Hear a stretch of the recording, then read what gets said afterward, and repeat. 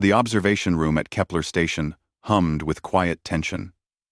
Through the thick glass, the coalition scientists watched the chamber below, where a single human stood alone. His name was Teo, and he was about to participate in what the Galactic Coalition considered the most important test of his kind. Commander Kroll, a Vexithari with blue skin and eyes that glowed faintly yellow, stood with her arms crossed. She had organized this test personally. Her goal was simple: prove that humans were too weak to be trusted as true members of the coalition. In the chamber below, Teo was a lean man in his early 30s, wearing the gray uniform of the Human Marine Corps.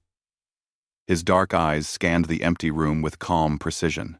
He had fought in 3 wars and survived 2 assassination attempts. He knew what it meant to be tested. What he did not know was that the coalition had spent months designing the perfect scenario to end human military relevance once and for all. Ji-woo, a young human technician working for the coalition, sat at the control panel. Her fingers hovered over the buttons that would start the simulation. She had reviewed the scenario once, and it had made her stomach turn.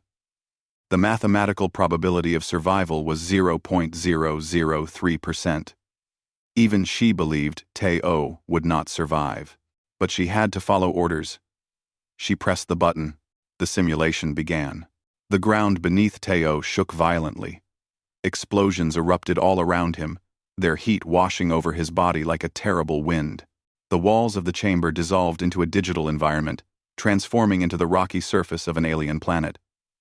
3 different armies appeared on the horizon, moving toward him with incredible speed.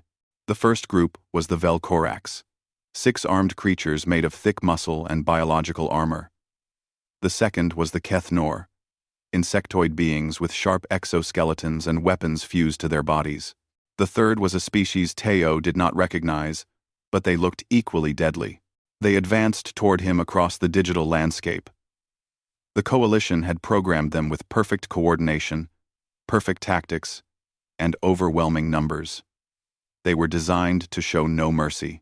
The simulation was timed for exactly 12 seconds. In the minds of Commander Kroll and her colleagues, no being could survive what was coming. Teo stood motionless as they approached. He watched them come closer and closer. His heart beat steady in his chest. He did not reach for a weapon. He did not shout. He did not run. Instead, he tilted his head slowly to the left, and a distant crackling sound echoed through the chamber. It was his neck. He was stretching. In the observation room, the scientists leaned forward in confusion. Was the human broken? Was there a system error? The Velcorax commander opened fire. Massive energy beams cut through the air where Teo had been standing. The human reached down and touched his toes, his fingers brushing against the digital ground beneath him.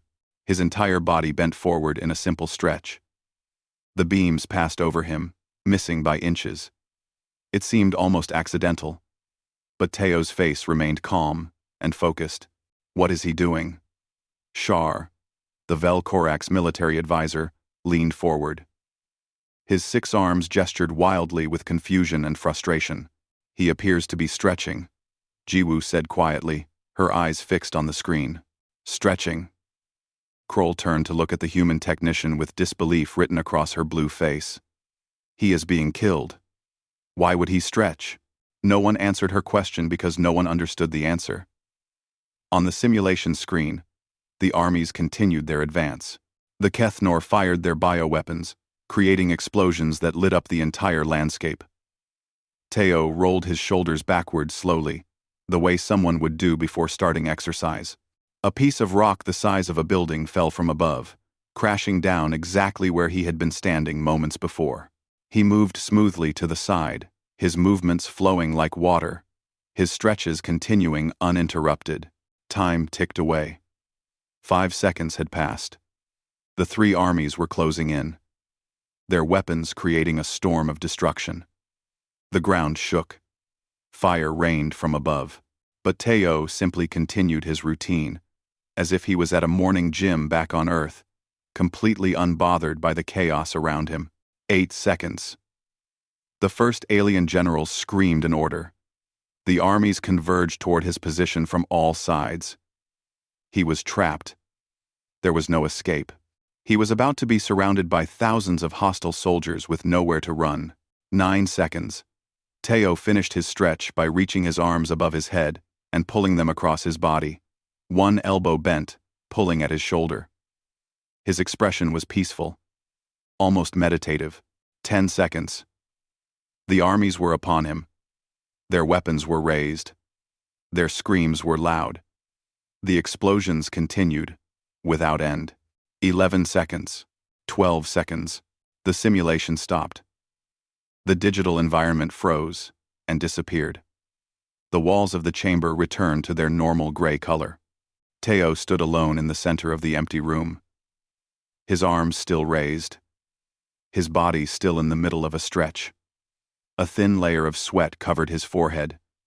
But his breathing was calm and controlled. He did not look panicked.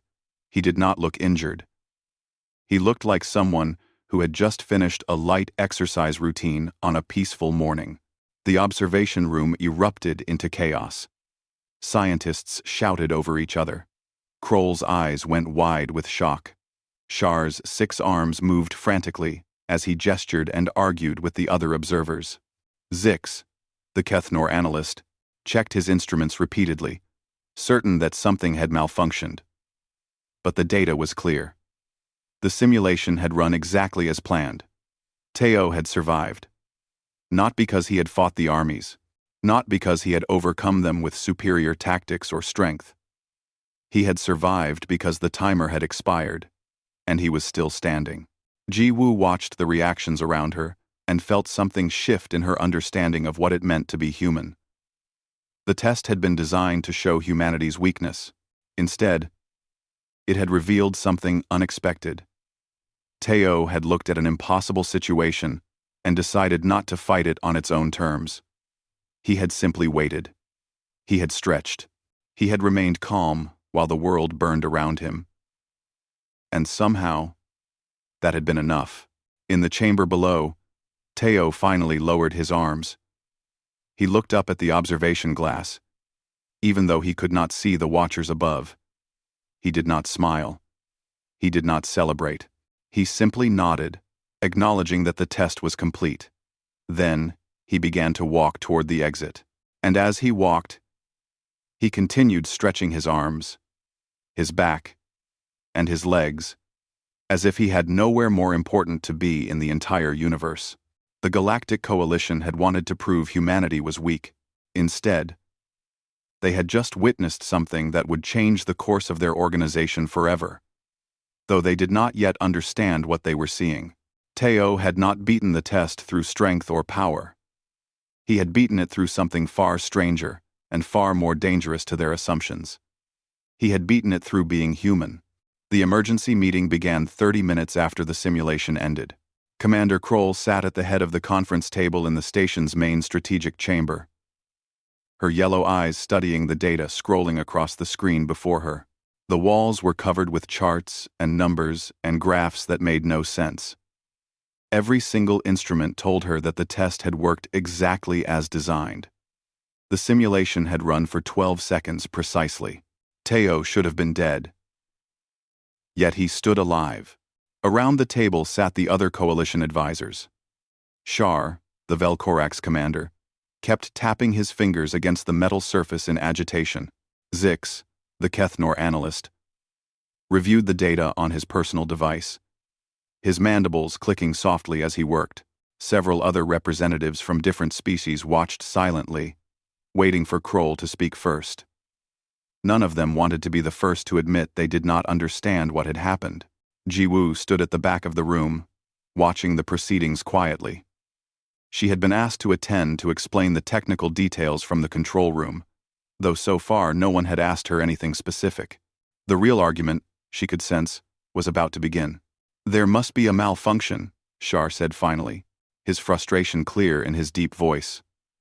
"No living being can simply exist in that scenario, without dying. The math does not allow it."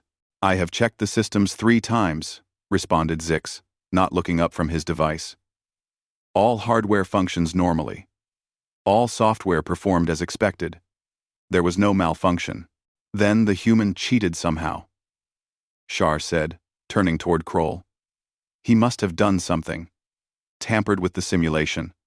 Worked with the technicians. Something. Kroll's eyes moved to Jiwoo. The human technician felt every eye in the room turn toward her. She stood a little straighter and met the commander's gaze without flinching. She had prepared for this. "Commander," Jiwoo said calmly, "I can confirm that no interference occurred. No tampering. No hacking. Teo did not even know the scenario parameters before the simulation began. He was not given special knowledge or special equipment. He entered the chamber as prepared as any soldier would be for an unknown test. Then, explain," Kroll said slowly. "How he survived." Jiwoo took a breath. This was the part she had been thinking about since the moment the simulation ended. This was the question that no one wanted to ask, but everyone needed answered. He did not fight. Jiwoo said simply. The room went silent. Shar's 6 arms froze mid-gesture. Zix finally looked up from his device. Kroll's glowing eyes narrowed slightly. "What do you mean, he did not fight?" Kroll asked. "I reviewed the data from his neural implants," Jiwoo continued, moving to the main screen and displaying a graph of Teo's heart rate and brain activity during the simulation. His stress levels remained low. His heart rate stayed steady. His mind was calm. When the armies approached, his body did not go into panic mode. Instead, he simply waited. He stretched his muscles, and he waited for the time to expire. "That is cowardice," Shar said immediately. "That is not survival. That is fear." "Cowardice and strategic thinking are not always different," said a quiet voice from the side of the room. It was Heirin, the human diplomat stationed at the coalition office. She had been asked to attend the meeting to provide human perspective. In our world, knowing when not to fight is often the most important knowledge a warrior can possess. Kroll stood from her chair and walked to the window that looked out over the station. In the distance, the stars twinkled in the darkness of space. She was quiet for a long moment, thinking. The room waited for her to speak. "Show me the battle scenario again," Kroll said without turning around. "But this time, calculate what would have happened if the human had engaged directly. If he had fought." Zix worked quickly, running new simulations through the coalition's powerful computers. Numbers and probabilities and tactical analyses flashed across the screens. Finally, he looked up from his work. "If Teo had fought," Zix said slowly, "he would have died in 2.3 seconds. Certainty level, 99.97%. The room filled with understanding. Teo had not avoided fighting out of fear or cowardice. He had analyzed the scenario. Understood. It was mathematically impossible to win through direct combat, and chosen a different path. He had seen that the only way to survive was to not fight. He had stretched and waited and lived. Shar's anger seemed to deflate. "So the human used logic?" he said, unable to quite believe it. "The human used adaptation," Heirin said quietly. He recognized that the rules of the test were death. So he broke the rules. Not by cheating, but by refusing to play the game the way it was designed. Kroll turned back to face the room. Her yellow eyes moved from face to face as she processed this new understanding. The test had been designed to prove humans were weak and rigid, bound by simple instincts and limited thinking. Instead, it had shown something else entirely. Humans, it seemed, could see problems from angles that other species could not. They could bend. They could adapt. They could find solutions that should not have existed. "I want a new test," Kroll said finally. "But this time, the human will not merely survive. This time, Teo will try to win. We will see what humans are truly capable of." Jiwoo felt her stomach tighten. She knew what Kroll was really asking for. Not a test of survival, but a test of combat ability, a test of human potential. When they actually fought back, she wondered if Teo would be ready. She wondered if anyone truly was ready to see what humanity could do, when they were no longer just trying to survive, but trying to win. In his quarters, Teo sat on his bed and stared at the message that had just appeared on his personal display. It was an invitation to participate in another simulation. This time, there was no time limit. This time, he would fight until either he won or he died. He understood what had happened. They had seen something in him that surprised them. Now, they wanted to see more. He began to prepare his mind for what was coming. And he did not know yet that this second test would change everything about how the coalition saw his kind. The weight of expectation settled onto his shoulders. The first test had been about survival. This second test would be about something deeper. It would be about proving that humans possessed not just the ability to bend under pressure, but the ability to break through obstacles entirely. Teo stood and began his own stretching routine, preparing his body and mind for what awaited him in the simulation chamber. He did not know the outcome, but he was ready to find out. The second simulation chamber was different from the first. This room was larger, with more space for movement and tactical deployment. Teo stood in the center, wearing the same gray uniform, but with additional equipment attached to his gear. Neural sensors, weapons systems, tactical computers. The coalition wanted real data this time. They wanted to see what happened when a human actually fought. In the observation room above, every scientist and analyst had gathered. Even representatives from distant coalition worlds had traveled to witness what was about to unfold. Commander Kroll sat in the front row, her expression unreadable. Beside her, Ji Woo monitored the systems, her fingers ready to shut down the simulation if anything went wrong. Shar and Zix stood to the side, their earlier skepticism now transformed into intense curiosity. Teo did not stretch this time. He simply nodded at the control room, signaling that he was ready. Ji Woo pressed the button. The simulation began differently this time. Instead of explosions and chaos, the environment shifted slowly. Teo found himself standing in a canyon on an alien world, with steep rock walls rising on either side. A river of molten lava flowed to his left. Toxic gas hung in the air to his right, visible as a shimmering purple haze. Ahead of him, the three armies approached from the far end of the canyon, moving slower this time because the terrain was difficult. This time, Teo moved. He ran to the canyon wall and began climbing, his hands finding purchase in the rough stone. He moved quickly but carefully, maintaining balance as he ascended. The armies saw him and fired, but their weapons struck the walls behind him, creating avalanches of rock that tumbled down and blocked their forward progress. Teo reached a ledge halfway up the canyon wall. He paused for just a moment, studying the battlefield below. Then he began to move again, not up or down, but sideways along the ledge. He ran across the narrow path with confidence, his military training evident in every movement. The armies below tried to follow, but the ledge was too narrow for their massive bodies.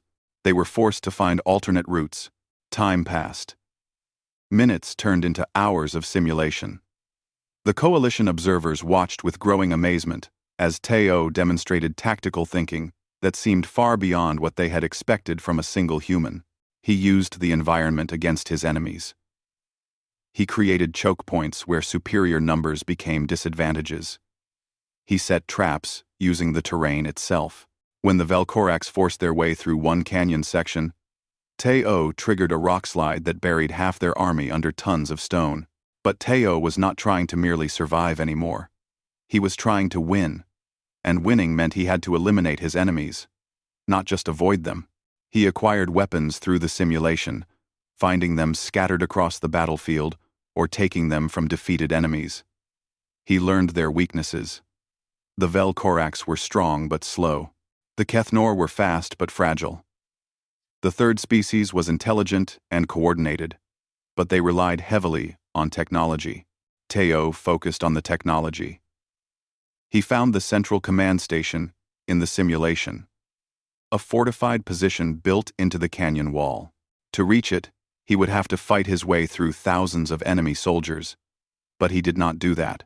Instead, he spent hours gathering information, learning patterns, understanding how the enemy communicated and coordinated. Then, when he had learned everything he needed to know, he struck. He infiltrated the command station, not through the front, but through an air ventilation system he had discovered. He disabled the communications network that connected the three armies to each other. Without coordination, without communication, the massive alien force began to fall apart. They turned on each other out of confusion. They attacked their own allies thinking they were the enemy. Within hours, the armies had destroyed themselves from the inside. Teo stood in the command station, breathing hard, covered in dust and blood. Most of it was not his own. The simulation paused, and the environment froze. The final statistics appeared on the observers' screens.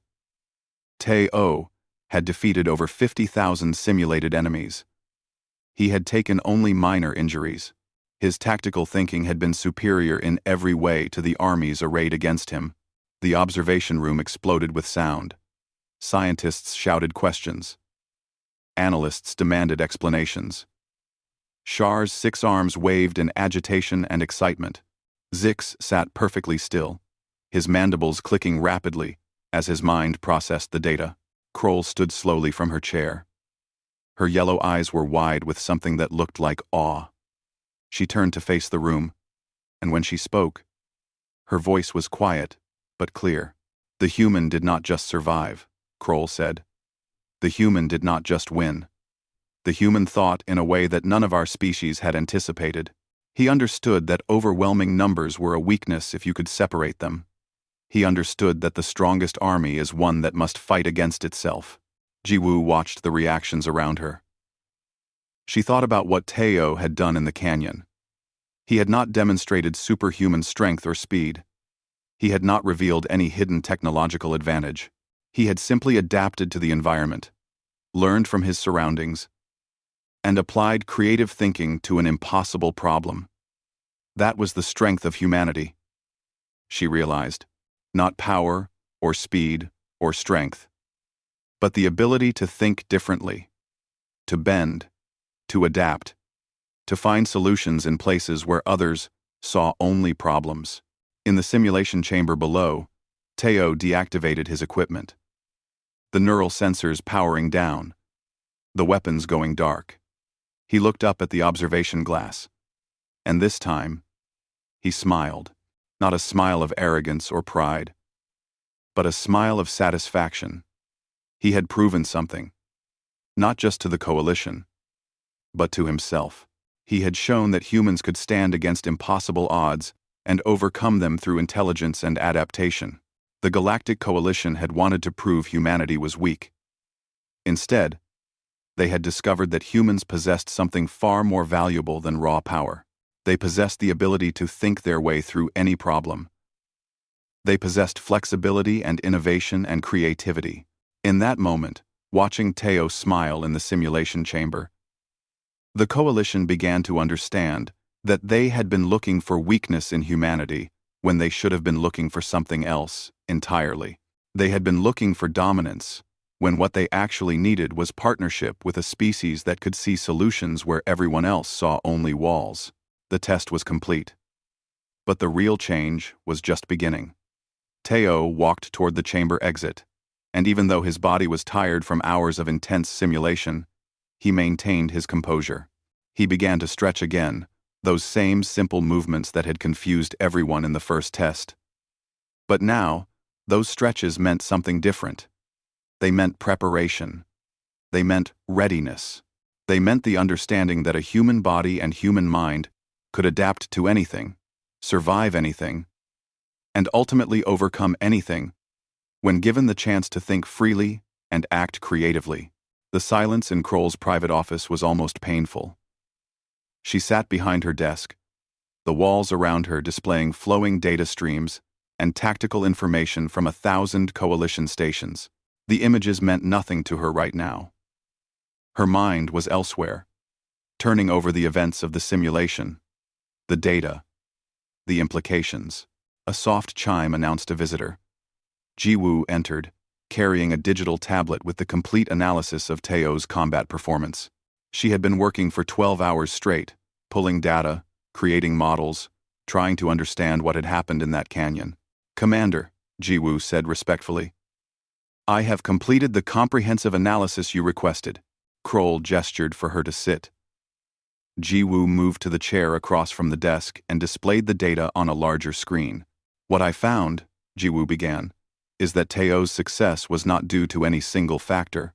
It was not superior strength or speed or technology. Every soldier in his performance was less than. Weaker than the Velcorax. Slower than the Kethnor. Less intelligent than the third species combat coordinators." "Then how?" Kroll asked, even though she already suspected she knew the answer. "Human adaptation," Jiwoo said. "Humans are creatures of flexibility. Our bodies can move in many ways. Our minds can think from many angles.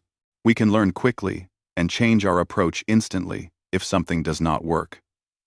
The three armies were powerful, but they were built around a single strategy, a single way of thinking. When that strategy failed, they had nothing else to fall back on. Kroll stood and walked to her window, looking out at the stars beyond the station.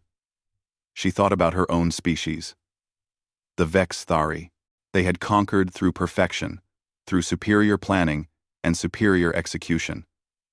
They had ruled the coalition because they never made mistakes. But perfection, she realized, had a cost. It meant rigidity. It meant that if your plan did not work, you had no alternatives. "I want you to organize a meeting," Kroll said without turning around. "Bring together the council members from all coalition species. I want to present my findings, personally." Jiwoo nodded and took notes on her tablet.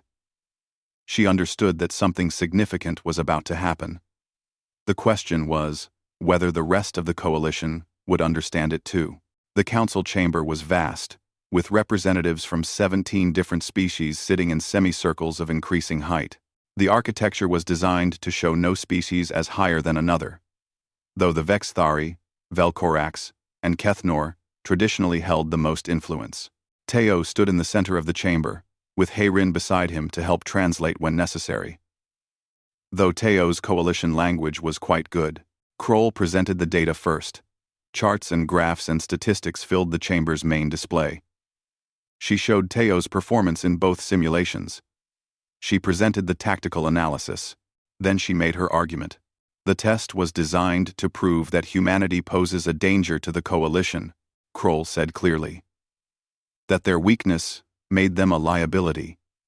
That they should be restricted and monitored and prevented from participating in defensive operations. She paused, letting the weight of those words settle over the assembly. "However," Kroll continued, "the test has revealed something different. The test has revealed that humanity has a strength we do not possess. A strength that our enemies likely do not possess either. Humans are adaptive.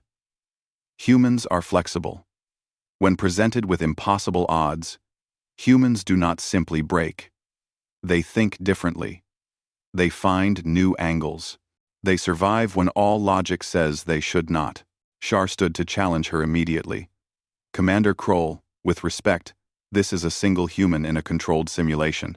One data point does not establish a pattern." "You are correct," Heirin said, stepping forward, "which is why I have brought records of human performance in actual wars, actual conflicts, actual situations where we have faced enemies far more numerous and more powerful than ourselves."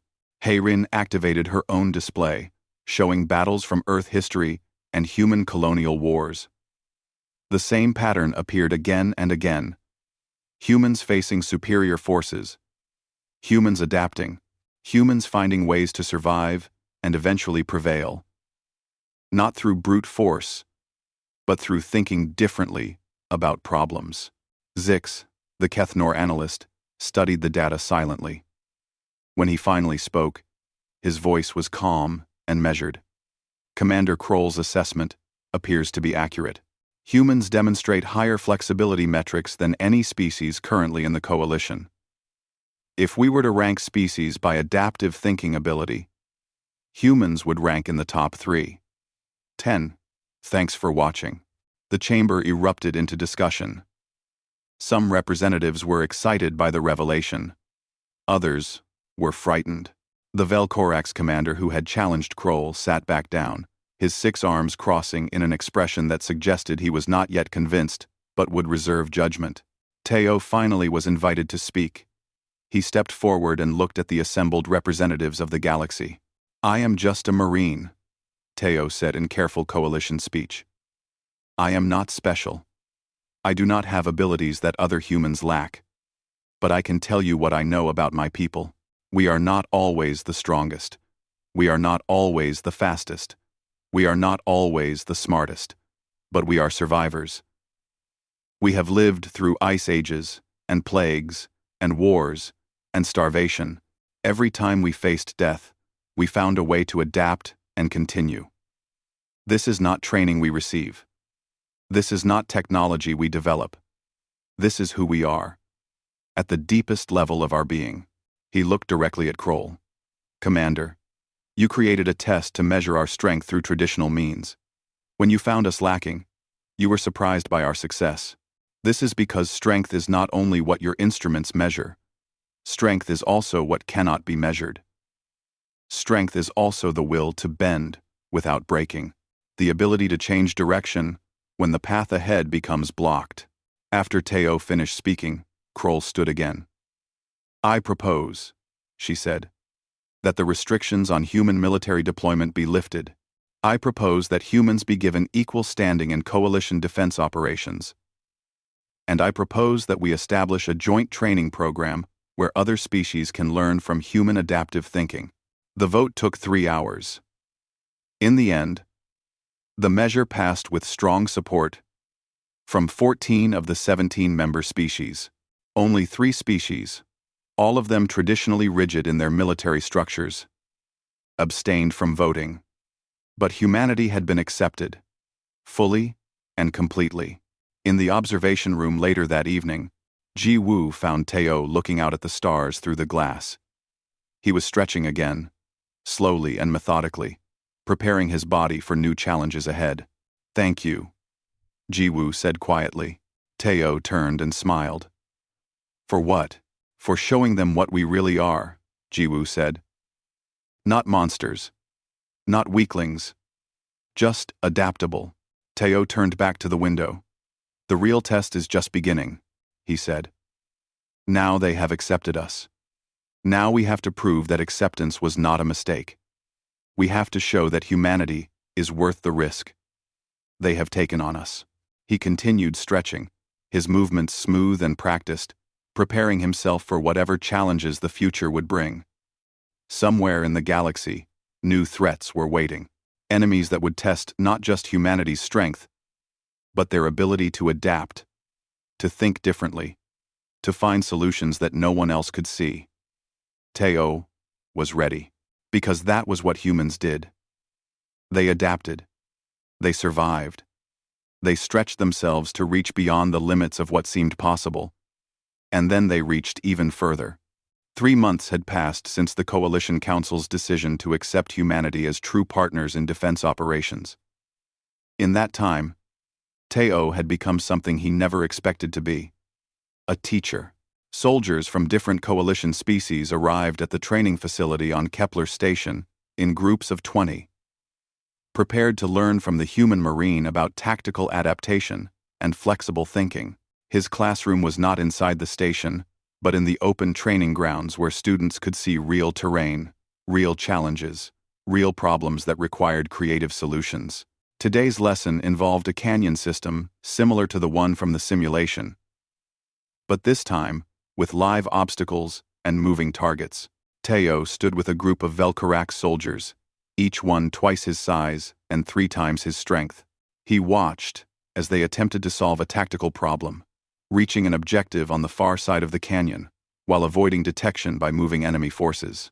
"Your mistake," Teo said to the Velcorax commander, a large female named Velshaw. is thinking only in straight lines. You have superior strength, so you plan to charge forward and overpower the enemy. But what if you cannot overpower them?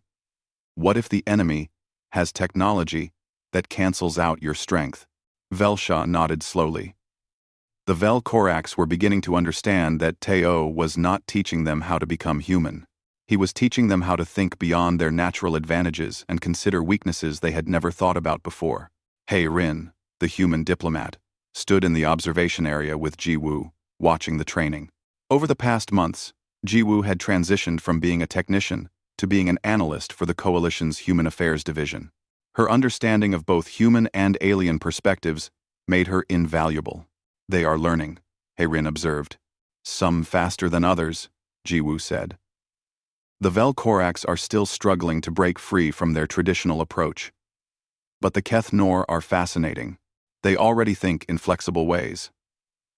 Now, they are just learning to combine that with human tactical doctrine.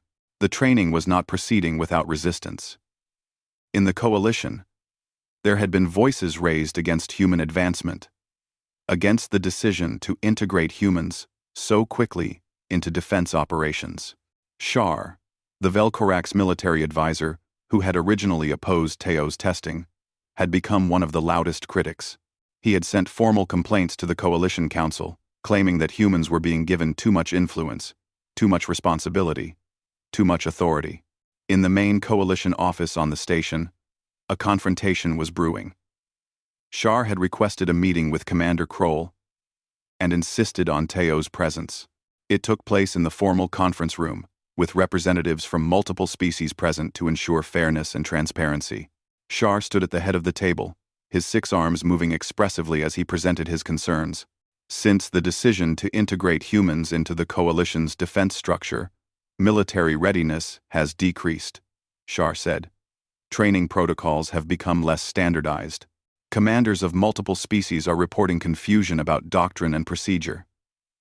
This chaos will weaken the Coalition when real enemies attack. Kroll listened without interrupting. She had learned over the past months that patience was a valuable tool when dealing with concerns about human advancement. When Shar finished, Kroll turned to Teo. You have something to say, Marine? Kroll asked. Teo stood respectfully before speaking. Shar is correct about one thing. Chaos has increased. But this is not weakness. This is growth. When we trained according to strict, unchanging rules, we were strong but rigid. Now that we are learning flexibility, there is temporary disorder. But when this disorder becomes integrated into our muscle memory, when adaptation becomes as natural as breathing, we will be stronger than we have ever been. That is a theory, Shar said sharply. I deal in facts. The fact is that standardization has been lost. And the fact is that in the Canyon scenario, human Marines defeated 50,000 simulated enemies using tactics that no rigid training doctrine could have produced. Teo countered, his voice calm but firm. The enemy will not arrive and wait for our doctrine to be perfected. The enemy will arrive expecting us to break, and we will surprise them by bending instead.